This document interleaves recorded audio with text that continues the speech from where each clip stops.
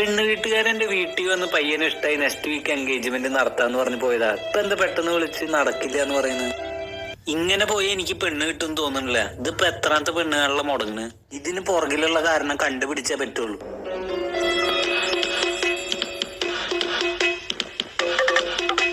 കൊടുക്കുന്നതും കൊടുക്കാത്തതൊക്കെ അവരുടെ ഇഷ്ടം. നമ്മളൊരു പെൺകുട്ടിയുടെ ജീവിതം രക്ഷിച്ചു.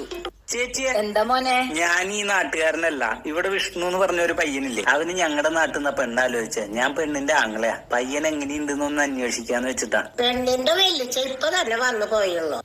വെല്ലിച്ചനോട് നിങ്ങളാണോ പറഞ്ഞേ? പയ്യൻ നല്ല പയ്യനാന്ന് പറഞ്ഞ. ശരി, പയ്യനെ പറ്റി നാട്ടിലൊക്കെ എന്താ അഭിപ്രായം? പയ്യൻ നല്ല പയ്യനാ. കുടിക്കും വലിക്കും, ഇടയ്ക്ക് വീട്ടുകാരെടുത്തിട്ട് അടിക്കും. നാട്ടുകാർക്ക് ഒരു ശല്യമില്ല. പക്ഷേ പയ്യൻ നല്ല പയ്യനാ. ഇടയ്ക്ക് പെണ്ണ് കേസൊക്കെ കേട്ടിട്ടുണ്ട് പയ്യനെ പറ്റി. പെണ്ണ് കേസൊക്കെ ഉണ്ടോ? പെണ്ണ് കേസൊക്കെ ഉണ്ട്. പക്ഷേ പയ്യൻ നല്ല പയ്യനാ. നല്ല പയ്യനാ. പയ്യൻ നല്ല പയ്യനാ. ഈ വിഷ്ണുവിന് കടങ്ങൾ വല്ലതും ഉണ്ടോ? നിങ്ങളുടെ പെണ്ണിനെ കെട്ടിച്ചു വിട്ട ഒരു സൈഡില് പലിശക്കാരും ഒരു സൈഡില് കടക്കാരും നടുക്കില് പെൺകുട്ടിയും ഉണ്ടാവും. അവൻ ബീവറേജിലും ഉണ്ടാവും. പക്ഷെ പയ്യൻ നല്ല പയ്യനാ. പയ്യൻ നല്ല പയ്യനാ. ശരി, പയ്യനെ പറ്റി ഇത്ര വിശദമായി പറഞ്ഞു തന്നതിൽ നന്ദിയുണ്ട്.